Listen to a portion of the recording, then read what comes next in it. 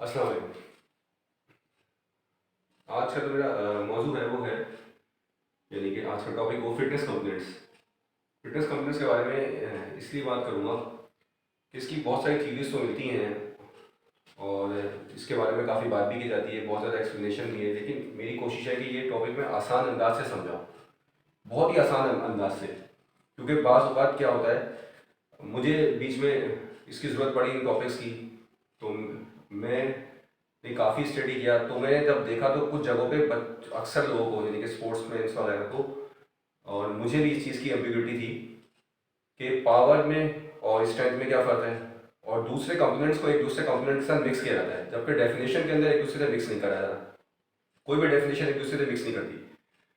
सारी डेफिनेशन अलग अलग है तो इसके एग्जाम्पल भी अलग अलग है, और जब उसको ट्रांसलेट किया जाता है तो कहते हैं ये फला कंपोनेंट इससे मिलता जुलता है, फला कंपोनेंट इससे मिलता जुलता है। तो मुझे लगा कि लोगों को एम्बिग्यूटीज मौजूद हैं, तो मैंने इसमें तकरीबन इस पर काफ़ी मेहनत करी, और एक साहब की ख्वाहिश भी थी कि इस बारे में थोड़ी आप बात करें। आप जब बात करते हैं तो हो सकता है आपको कोई इसका जवाब मिल जाए, तो मैंने काफ़ी इसमें लगा रहा। अच्छा, मैं जो ये थ्योरीज निकाल रहा हूँ वो मैंने जो निकाली है, एक तो ये किताब है आपकी फिट फॉर लाइफ। ये मुझे कहाँ से मिली? ये मुझे ये अंडा मोड़ पर चाय पी रहा था, तो चाय वाले के पास से मिली। उसने बोले, मैंने पढ़ा है तो उसने मुझसे बोला कि आप तो जाने लग गए, पैसे लेने लगे, उसने बोला हाथ आप अपने साफ कर लें। तो मैंने उसके वहाँ पास पहुँचा, तो ये किताब रखी हुई थी वहाँ पे, इसमें से पेज फाड़ने वाला था मैं, तो मैंने उसको बोला यार किताब तो मुझे दे दे, तो उसने मुझे तो ये दे दी है, मुझे नहीं पता ये किताब कहाँ से मिलेगी। ये क्वीनलैंड की किताब है, और बहुत ही अच्छे अल्फाज में, बहुत आसान तरीके से इसमें तमाम चीज़ें जो आप एमएससी के अंदर पढ़ते हैं वो आसान तरीके से लिखी हुई हैं। एक ये किताब मैंने पढ़ी। दूसरा, ये हमारे उस्ताद थे, बहुत ही मोहतरम उस्ताद, उनका नाम लेके मैं मार्केटिंग करना नहीं चाह रहा अपनी, उन्होंने ये दी थी। उन्होंने हमें पढ़ाई भी थी बाकायदा, बहुत बहुत डीपली, बहुत तरीके से उन्होंने हमें पढ़ाई थी, तो मुझे दोबारा इसकी हेल्प लेनी पड़ गई, तो मैंने ये किताब पूरी टटोरी। तीसरी जो किताब, थोड़ी नेट से इंफॉर्मेशन ली, और कुछ लोगों ने मेरी बहुत हेल्प करी, बहुत अजीम लोग हैं, उनको सलाम करता हूँ। एक साहब ने कल बड़ा प्यारा मैसेज भेजा मुझे, और बहुत अच्छे तरीके से एक्सप्लेन किया। मैं उनके अल्फाज को थोड़ा सा एक्सप्लेन करूँगा। उनकी बात बड़ी काबिल, बहुत ही काम की बात है, बल्कि मैंने सोचा उनके पास जाकर लेक्चर रिकॉर्ड करूँगा। उनके अल्फाज ऐसे थे। एक खातून है, मैं उनको नहीं जानता, उन्होंने मुझे अलग पर्सनल मैसेज किया। उन्होंने पर्सनल मैसेज करके मुझे इन कुछ कंपोनेंट्स का डिफरेंस समझाया, तो उनका अंदाज ही बहुत अच्छा था, मैं उनका भी शुक्रिया अदा करता हूँ। और मैं उनको नहीं जानता हूँ, ना मैं साहब को जानता हूँ। इसके अलावा और बहुत से लोगों ने बहुत अच्छे तरीके से एक्सप्लेन किया, मगर इन दो लोगों का मुझे खास तौर पर पसंद आया, तो मैं नाम नहीं जानता हूँ, मैं उनसे परमिशन भी नहीं है, वरना उनका नाम ले लेता हूँ। अच्छा, अब मैं इस बहुत आसान तरीके से समझा रहा हूँ, आप लोग बराए मेहरबानी अगर टॉपिक अच्छा लगे तो इसको आप लोग बल्कि टॉपिक ना भी अच्छा, आप इसको सुन लें। इंशाल्लाह, अल्लाह से उम्मीद है, अल्लाह से आस लगा के कहता हूँ आपको टॉपिक पसंद आ जाएगा। इस टॉपिक का मकसद मेरी मार्केटिंग भी नहीं है, ना मैं अपनी प्रमोशन कर रहा हूँ। मुझे लगता है कि मुझे इस पर बात करनी चाहिए, तो मैं इसलिए टॉपिक रिकॉर्ड करा रहा हूँ। सही है, बस मैं स्टार्ट कर रहा हूँ, मुख्तसर बहुत ही तेजी के साथ पढ़ाऊंगा। सबसे पहले तो हम लोग अपना फिटनेस कंपोनेंट्स देते हैं, वो एबीसीडी के हिसाब से देख लेते हैं। तो सबसे पहला हमारा पता है एजिलिटी। एजिलिटी का मतलब हम लोगों का उर्दू में देखें तो होता है फुर्ती। सही है, राइटिंग मेरी माशाल्लाह बहुत प्यारी है, तो राइटिंग तो बहुत, मुझे इस पर कमेंट मिल चुके हैं। फुर्ती, एजिलिटी में फुर्ती आपकी कैसे होगी, कौन सी एक्टिविटी करेंगे तो हमारी फुर्ती बढ़ेगी? हमें करनी पड़ेगी मल्टी टास्किंग एक्टिविटी।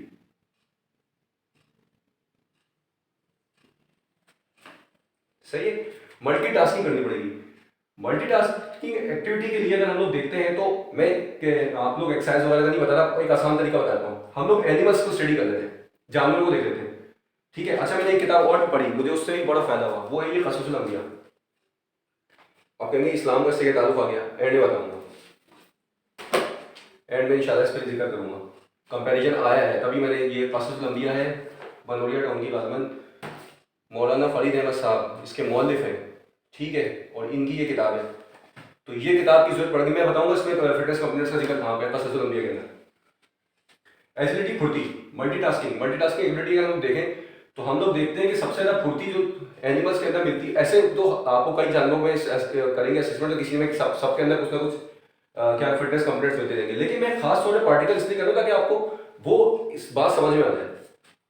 एजिलिटी हमें मिलती है सबसे ज्यादा गिलहरी के अंदर, स्क्वायरल। आपने देखा होगा गिलहरी के अंदर स्पीड क्या कहते हैं, एजिलिटी बहुत होती है, इसको पकड़ना आसान नहीं है, इसको पकड़ने के लिए बकायदा ट्रैप लगाने पड़ते हैं। तो इसके अंदर फुर्ती का अंसर बहुत तेज होता है, इसमें बल्कि बहुत फुर्ती होती है, इसमें तेजी नहीं होती, फुर्ती होती है। तेजी और फुर्ती में क्या फर्क है अभी आएगा इंशाल्लाह। अच्छा, दूसरी चीज आती है आपकी ए के बाद बैलेंस। बैलेंस को क्या कहेंगे, अल्लाह ना करे, तवाजुन, तवाजुन कहेंगे ना, ठीक है। तवाजुन के लिए हमें करनी पड़ेगी ऐसी एक्सरसाइज जिसमें होल्डिंग हो, होल्ड करें, लिम्बिंग, एक लिम्ब पे खड़े हो जाए, दो लिम्ब पे खड़े हो जाए, हाथों पे खड़े हो जाए, पैरों पे खड़े हो जाए, ये होल्डिंग की, तो इसमें आपका तवाजुन होगा। हमें पता है बैलेंस के लिए सबसे ज्यादा जो आपका एनिमल मशहूर है वो है मंकी। इसमें बैलेंस, अपनी बॉडी को बैलेंस बहुत कर लेता है, एक तरफ से दूसरी तरफ में, तीसरी तरफ में, ये बैलेंसिंग करता है। बैलेंसिंग करके अपने आप को बचाता है जब भी इसको जान बचानी होती है या फिर कोई भी काम करना होता है, सही है। अच्छा, इसमें एजिलिटी नहीं होती, इसके सॉरी बल्कि ये वाली बात ही नहीं करता, बैलेंस वाली, बैलेंस में मंकी में सबसे ज्यादा होता है।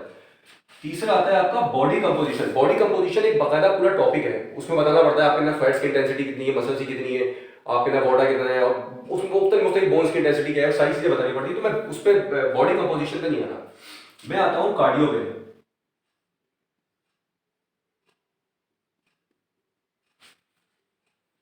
कार्डियोवैस्कुलर कैसे बढ़ेगा, हम लोग वाली बात आते हैं, हमें जब दिल की एबिलिटी बढ़ानी होती है तो हमें ऊंचाई की तरफ जाना पड़ता है, क्लाइंबिंग। हम अगर क्लाइंबिंग की तरफ जाएं या ऊंचाई की तरफ एल्टीट्यूड्स पे जाएं तो हमें कार्डियो हमारा स्ट्रांग होता है, दिल स्ट्रांग होता है हमारा। तो इसके लिए एनिमल जो आपको मिलता है वो मिलता है आपको ईगल या हॉक, या ऐसा जानवर जो बहुत ऊंचाई पे चला जाए। तो इसमें आप देखें तो ये इसकी एग्जाम्पल ईगल के तौर पे आराम से समझ में आ जाएगी। अगला जो ए बी सी कोऑर्डिनेशन, हाँ कोऑर्डिनेशन, कोऑर्डिनेशन के लिए मैंने क्या डिस्कस की थी। अच्छा, कोऑर्डिनेशन के लिए क्या है, आपको अपना right muscle right time right place पे इस्तेमाल करना होता है। इसकी डेफिनेशन मैंने मार्केटिंग के ज़माने में डेफिनेशन पढ़ी थी कि व्हाट इज मार्केटिंग। तो मार्केटिंग डेफिनेशन ये थी कि to sell right product right time right place at the right price. तो कोऑर्डिनेशन की डेफिनेशन भी उससे मिलती जुलती है कि क्या है, right muscles right time at the right place आपको इस्तेमाल करना है। आप कहेंगे इसमें समझ में नहीं आ रहा, छोड़े आसान करते हैं। हम देखते हैं कोऑर्डिनेशन की एक्सरसाइज बढ़ाने के लिए हमें कंसंट्रेशन करना पड़ता है।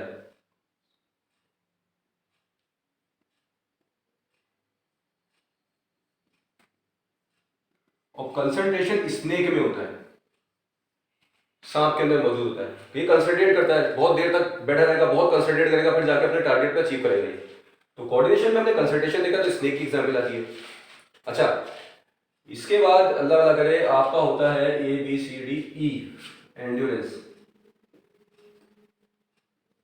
अच्छा, एंड्योरेंस को और स्ट्रेंथ को कुछ जगह क्या किया गया है, एक करके दिखाया गया है और कभी अलग अलग करके दिखाया है। तो endurance, muscular endurance, cardio endurance या स्ट्रेंथ की तरह इस्तेमाल किया गया है। मैं अलग अलग करके समझाऊंगा ताकि आपको समझना आसान हो। एंड्योरेंस अगर हम लोग देखते हैं तो एंड्योरेंस के लिए जरूरी है कि आप ऐसी एक्सरसाइज करें जिससे आपका ये बर्दाश्त बढ़े। कैसे बर्दाश्त, अच्छा मैंने कार्डियो को नहीं लिखा, बर्दाश्त।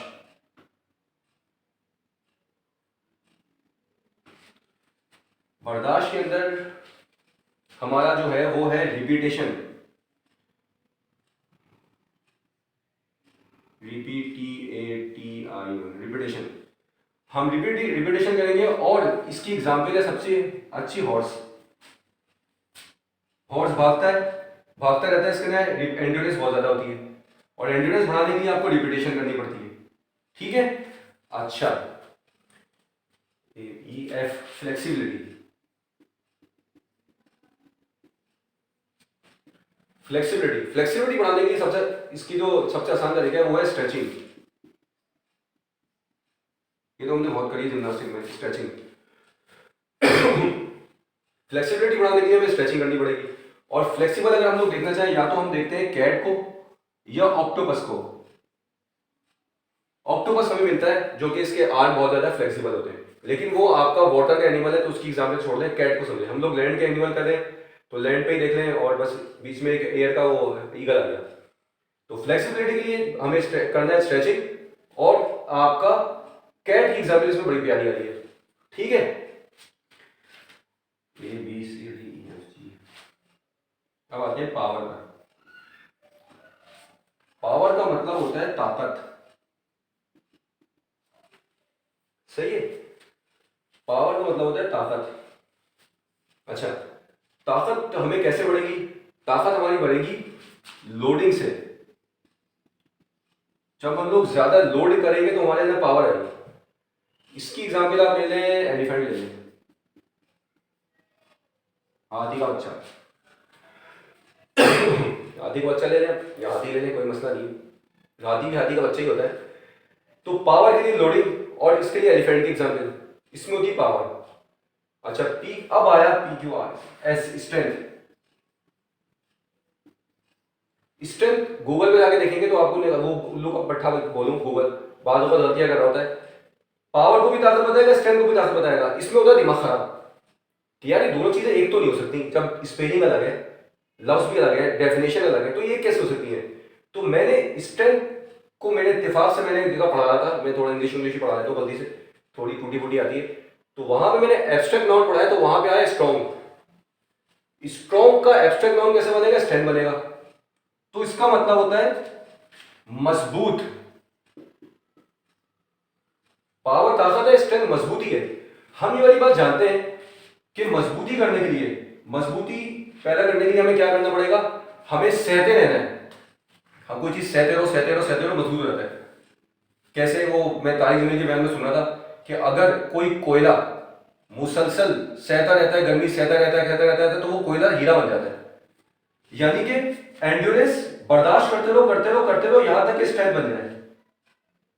क्या मैं समझा पा रहा हूं आपको अपनी बात? स्ट्रेंथ, एंड इतना बर्दाश्त करो कि स्ट्रेंथ बन जाए। इसको यहां से थोड़ा सा कंपैरिजन ले सकते हैं। बर्दाश्त करते करते आपकी मजबूती बढ़ जाती है, स्ट्रेंथ स्ट्रॉन्ग से निकला है, सही है। अब इसको समझना आसान होगा। ये आपको नेट पे डेफिनेशन मिलेगी, इत्तेफाक से मैं अल्लाह ने दिल में डाल दी, पर किताब में समझ में आ गई, सामने तो आ गई। नाउन में स्ट्रॉन्ग का एब्स्ट्रैक्ट नाउन, स्ट्रॉन्ग का एब्स्ट्रैक्ट नाउन स्ट्रेंथ बनता है। तो वहां से मेरी जहन में ये वाली बात आई। अच्छा, स्ट्रेंथ बढ़ाने के लिए आपको क्या करना पड़ेगा? स्ट्रेंथ बढ़ाने के लिए आपको करना पड़ेगा, पहले तो देखें इसमें मुसलसल, यानी कि एंड्योरेंस की सुपरलेटिव डिग्री है। इतना बर्दाश्त करें, एंड्योरिंग करनी पड़ेगी। एंड्योरिंग लिखें, एंड्योरेंस लिखते हैं, एंड्योरेंस एक्टिविटी लिखते हैं, ठीक है। हमें पता है टर्टल के ऊपर खड़े होता कुछ नहीं होता, टर्टल को उसका इतना मजबूत शेल होता है, इतनी उसमें एंड्योरेंस होती है कि आप कुछ भी कर लो, बम धमाके से नहीं बच जाता है वो, इतनी उसमें बड़ी चीज है। पता नहीं बम से बचता नहीं होता है, तो बोल दिया मैंने, ये मेरी रिसर्च नहीं है, ऐसी तुक्का लगा रहा हूं। मतलब उसमें खड़े रहो वो कुछ नहीं होता। तो ये स्ट्रेंथ जो है वो इससे निकला है। अब आते हैं पहले स्पीड पे आते हैं। स्पीड का तो मसला ही नहीं है। स्पीड बढ़ाना है तो ड्रिलिंग करें। ड्रिलिंग ऐसी एक्टिविटी होती है जिसमें आपको मुख्तलिफ काम करवाए जाते हैं। होती तो मल्टीटास्किंग है, लेकिन उसमें ड्रिलिंग थोड़ी सी डिफरेंट होती है, सही है। अच्छा, स्पीड अगर आपको देखनी है तो आपको पता चलता है, आपके पास कौन सा जानवर होगा? चीता, लिपर्ड। लिपर्ड ले लेते हैं। स्पीड के मामले में लिपर्ड या चीता बहुत मशहूर है, सही है। और स्पीड बढ़ाने के लिए आपको ड्रिलिंग करनी पड़ती है। अच्छा, यहां तक मैं समझा पाया हूं। पावर और स्ट्रेंथ को आप अच्छे से समझ लीजिए। ताकत है, ताकत आपकी लोडिंग से आएगी, और स्ट्रेंथ आपके एंड्योरिंग या एंड्योरेंस एक्टिविटीज से आएगी। इनमें डिफरेंस है, डेफिनेशन में डिफरेंस आ रही होती है। तो मुझे आसान अल्फाज में ऐसे लेक्चर देना है, इसलिए मैं समझा रहा हूँ। इसको मैं और कोशिश करूंगा और आसान अल्फाज में कर दूं। अल्लाह दिल में कोई और बात डाल दे कि और आसान कर दे, आमीन सुन आमीन, क्योंकि इसकी जरूरत है मुझे इस लेक्चर की। अच्छा, आपका आखिरी बचा है reaction time. Reaction time, reaction time अगर आपको देखना है तो रिएक्शन टाइम के लिए हमने क्या लिखा था? वैसे तो ये स्किलफुल एक्टिविटी होती है रिएक्शन टाइम, इसके लिए तो बहुत ज़्यादा प्रैक्टिस चाहिए होती है आपको कि आपका रिएक्शन क्या है। रिएक्शन टाइम अगर हमें देखना है तो हम देखते हैं, अल्लाह भला करे, मक्खी में देख लेते हैं। मक्खी का रिएक्शन टाइम बहुत तेज है, इतने आराम से पकड़ी नहीं जाएगी। उसके लिए बाकायदा मकड़ी को जाल बिछाना पड़ता है जो कि नजर नहीं आता, तब जाके वो पकड़ी जाती है। तो इसका रिएक्शन टाइम इतना तेज है। प्लानिंग होनी पड़ती है, प्लानिंग, यानी कि इसका रिएक्शन टाइम तेज होगा, उसके लिए बाकायदा प्लानिंग होगी। अबे इसको इसकी प्लानिंग करो भाई, पकड़ में नहीं आएगा। तो रिएक्शन टाइम इसका बहुत अच्छा है। आपने अक्सर देखा होगा टॉक शो के अंदर जिनका रिएक्शन टाइम अच्छा है वहां पे आपके कप्तान साहब इंटरव्यू देते ही नहीं है, और बाकी दूसरे भी नहीं देते, भाग जाते हैं। तो रिएक्शन टाइम जिनका स्ट्रॉन्ग होगा ना, उसमें क्या होगा तो मैंने अभी बता दिया, दोबारा नहीं बता। सही है। अच्छा, रिएक्शन टाइम बी का, रिएक्शन टाइम के लिए हमें क्या करना पड़ेगा? रिएक्शन टाइम के लिए हमें बहुत ज्यादा स्किलफुल होना पड़ता है। स्किलफुल, इसके लिए एक्सपीरियंस चाहिए। EXP, इसलिए सबसे लास्ट में मैंने एक्सप्लेन किया है रिएक्शन टाइम। सही है। बाकी चीजों के लिए रिएक्शन, बाकी चीजें देखिए मैंने ABCD से आ तो नहीं है, आर जैसे पहले आता है, एस बाद मैंने RS होता है, लेकिन रिएक्शन टाइम को मैंने इसलिए आर में लिखा है कि इसके लिए आपको बहुत ज्यादा स्किलफुल होना पड़ता है, बहुत माहिर होना पड़ता है। जिससे हम लोग जिम्नास्टिक वाले अल्लाह ना करे कभी स्लिप भी होते तो हम ऑटोमेटिक घूम जाते हैं, तो हम लोग वहां बच जाते हैं। लेकिन नॉर्मल हमें स्लिप होकर आगे निकल जाएगा। बाथरूम में अक्सर बुजुर्ग जा रहे होते हैं, बेचारों को पैर स्लिप होता है, खो जाता है, लेकिन हम जो जिम्नास्टिक वाले हैं वो ये वाली बात जानते हैं कि स्लिप होते हैं अपने आप को संभाल लेते हैं। जो अपनी फील्ड में एक्सपर्ट होता रहता है वो अपने वो उसका रिएक्शन टाइम स्ट्रॉन्ग हो जाता है। सही है। रिएक्शन टाइम की वो भी कराई जाती है, लेकिन रिएक्शन टाइम की एग्जाम्पल लेने के दिल तो चाह रहा है यार, क्योंकि मेरा लेक्चर उसमें छिछोर बनाना है तो ये हो नहीं सकता, तो सोच रहा हूँ थोड़ा छिछोर बना कर ही दूँ। छिछोर बना तो नहीं, सच्चे वाकया सुनाता हूँ आपको। एक देखें, एक साहब का वाकया है, तो सुनेंगे फिर गुस्सा करेंगे। एक साहब का वाकया है, उनके अब्बा इत्तेफाक से क्या हुआ, फड्डा हो गया मोहल्ले में।